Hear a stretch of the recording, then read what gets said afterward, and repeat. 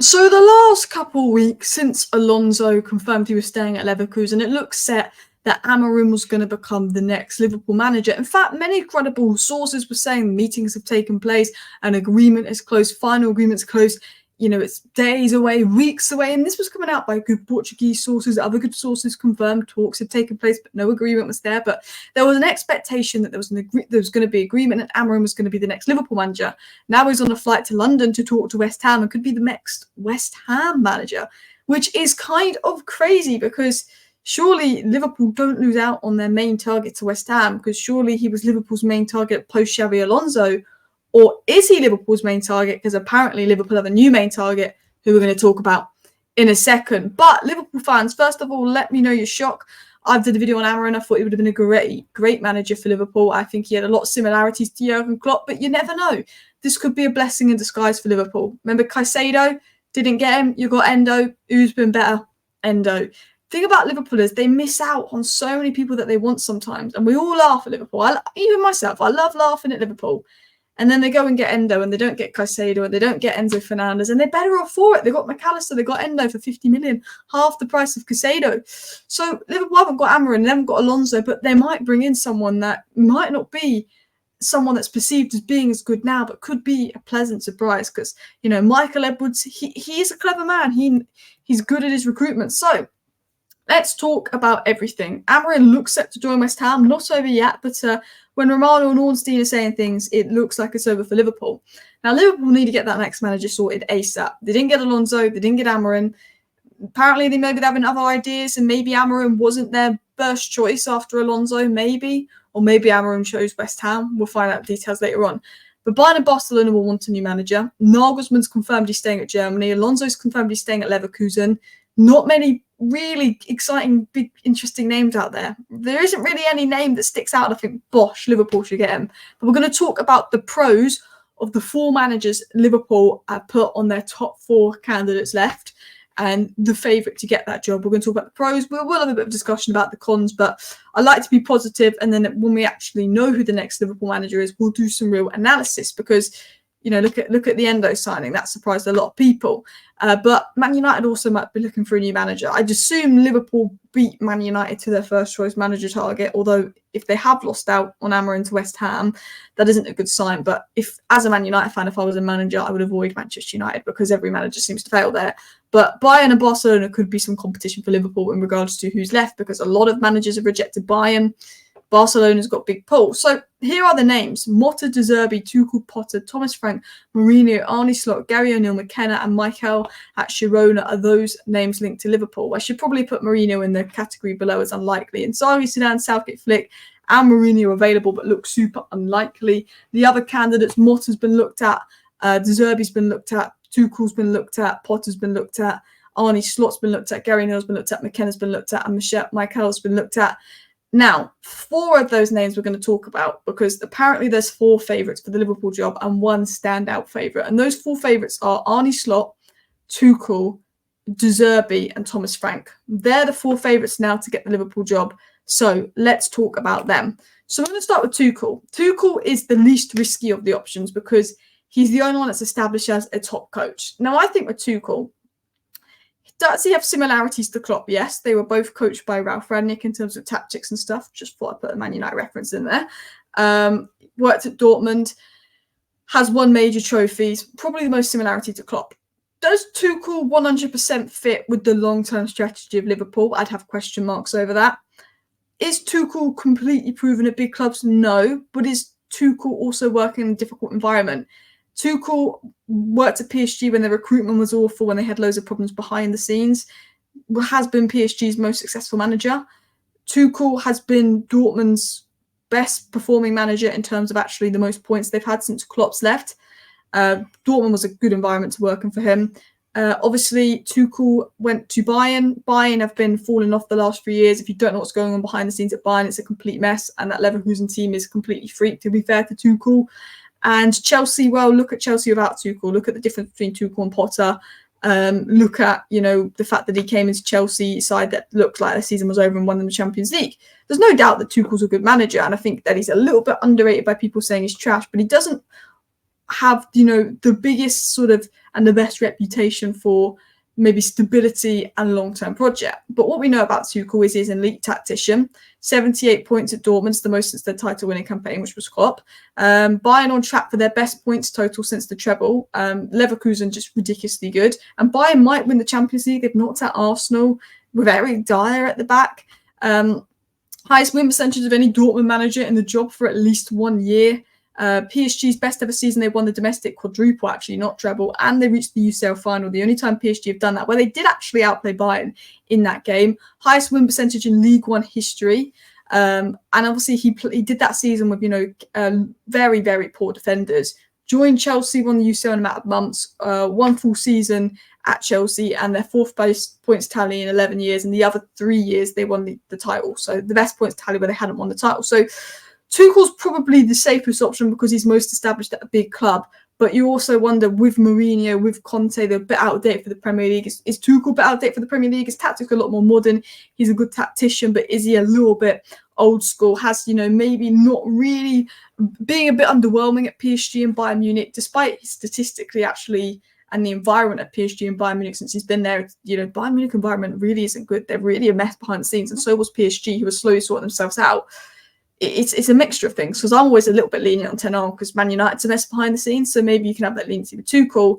But I understand it as if I was a Liverpool fan, because he's been linked to United as well to replace Ten Hag. It's not a name that sticks out, but it would be, he's probably the safest option. But Liverpool, one thing Michael Edwards does is he takes a name that not everyone's convinced by, an upcoming name, someone that's shown potential, and they work out really well. They work out very, very well. You look at like Robertson from Hull, you know, was the best left back in the Premier League for a couple of years, came from Hull.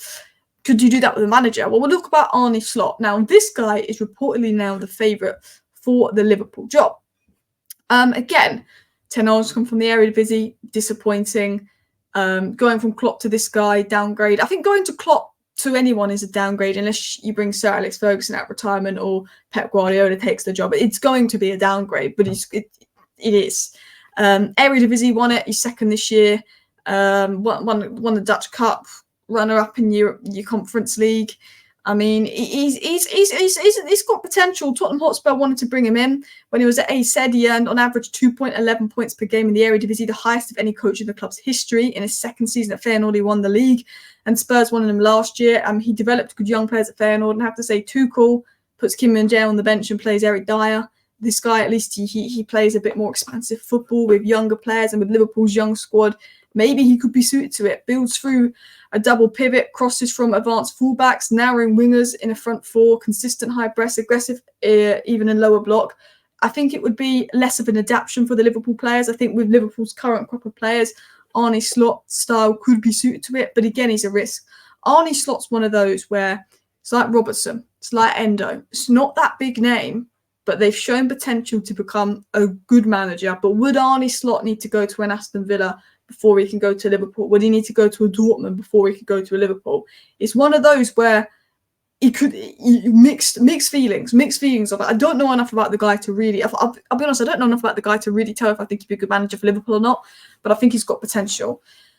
And he is the favourite. It's come out of nowhere. Michael Edwards likes these risky kind of deals, data-driven approach as well. He's the bookie's favourite out of nowhere. It's one to keep an eye on. Now, Thomas Frank. But if you look at where Brentford are, you think, I don't want Thomas Frank. He's been linked to Manchester United. We might have a new manager. I don't want Thomas Frank. But we're here to be positive. We're here to look at the positives. And then when we know who the next manager is, we'll do the research and talk about the negatives. Because I see all the negatives about Arne Slot. I see all the negatives about Thomas Frank. I see all the negatives about Tuchel. None of them are as good as Klopp. And I'm not saying they're going to be great to be the next Liverpool manager. But we like to talk positive here. We like to talk a little bit outside the box. And Thomas Frank, here's some comments that stood out to me. Thomas Frank wouldn't be the worst coach Liverpool could get. He would actually be properly backed by owners, good tactically and capable of developing players. Raya, Tony and Buemo, Wisso, Pinnock. He did develop from the Championship to the Premier League quite well. Direct approach, excellent press structure, which presumably important. Premier League experience as well, what he lacks. And he added the Championships where Brentford's football was brilliant, but he's had to adapt to the Premier League. He did play really good advanced football in the Championship, but obviously in the Premier League, if you're a little club, you can't play the most amazing football in the league because you're just going to get torn apart. Burnley tried to do that at the start of the season. He is a good man manager, proven to work with a data-driven recruitment role. What does Michael Edwards love? Head coach rather than manager, something Liverpool wants to implement. Huge success versus Big Six. I know, because he's beat Manchester United 4-0, and Brentford had about 30 shots versus us the other day, and somehow we got 1-1 draw. Created an incredible possession-based Brentford side to win the Championship. What he did in the Championship with Brentford would be similar principles to what Liverpool would want to play. Showed huge adaptability to keep them in the Prem because everyone thought they would go down, and direct, fast football. That's what he did when he was in the Championship, and while it's not been a good season this year, Brentford have had really bad injuries. They've had people like Tony out. I don't think Thomas Frank's an awful manager. I just think he's a significant downgrade from Klopp. I think Alonso and Amorim were a level ahead of the other candidates. But you're not getting Alonso, you're not getting Amorim. Thomas Frank, Slot, Tuchel, you've got to look at it and say, do you take a risk with a Thomas Frank, or is that too big a step? Because Chelsea took the risk with Graham Potter, although I think any manager that went to Chelsea was going to fail because of how messy that club was. And that crashed. It's like the Graham Potter appointment. Chelsea took a risk, it didn't work. Sometimes you take a risk and it works. Endo, Robertson, for example. Sometimes you take a risk and it doesn't work. But one thing I will say about Brentford is this is the expected points versus actual points. And if the season was based off expected points, Brentford would be up there in Tottenham, with Tottenham 1, 2, 3, 4, 5, 6. Brentford would be 7th. Brentford is 7th for expected points. And, well, Man United are currently 7th right now, but we are actually 16th, 15th for expected points. Man United are 15th for expected points and are 7th because individual qualities played us through. Brentford have actually been underperforming because of the lack of individual quality. De Zerbi. Now, De Zerbi's a manager I've got mixed opinions on. Really do. De Zerbi's the one I know the most about out of all these managers because I've done research for him about United. So we're going to be a bit more critical with this one, but obviously he's been linked as well, as Carragher said. Now, De Zerbi came in when Brighton were 4th after hammering Chelsea, and they finished 9th the previous season and were clearly on the way up. They're currently 10th 18 months later, so how exactly is that success? But they have been hit with massive injuries as well. I think De Zerbi, this is a bit of a naive tweet, but also I do think De Zerbi's overrated. I'm going to be honest with you, I think De Zerbi's overrated, but I think that this tweet doesn't understand the context of it. And I think H sums up De Zerbi well here. Mixed views. Love his style and coaching methods. The pace which teams can play in the right moments, and the playbook, like the nature of his teams, is truly beautiful. Rest defense has always been a weakness, but at the same time, Van der Heck and Lewis Dunk aren't exactly top 6 quality defenders, especially physically. His game model has some holes, though. Even in possession, sometimes they're often too focused on vertically in their possession, and would even say their ability to control play after beating the first line of press isn't the best. Naive. De Zerbi has one way of playing, and when it doesn't work, when the game state adapts, he's not very adaptable. That's what I'd say about De Zerbi.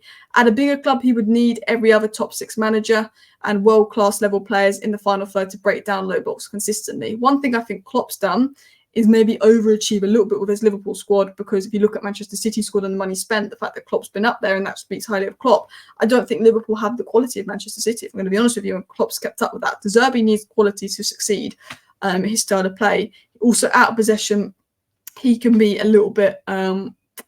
Brighton can be very mixed. Brighton can be very hot and cold, but that's been down to injuries. But we know that De Zerbi plays good football. We know that there's lots of potential in De Zerbi, but with De Zerbi, your recruitment would need to be spot on. With all of these managers, those recruitment would need to be spot on. Now, they're the 4 most likely candidates to be the next Liverpool manager. Let me know your thoughts down below, Liverpool fans. Who do you want to bring in? I'll be honest, I thought Amorim and Alonso were your best 2 options, and they're now probably not going to happen. So... I'm going to wait and see who you'll really, really bring in and do some research as well. I think Thiago Motta could be a very good option for you, but I don't think you're going to bring him in. I think he might be arguably your best option just from what I've watched of him. But yeah, let me know your thoughts. Thank you for watching. Bye.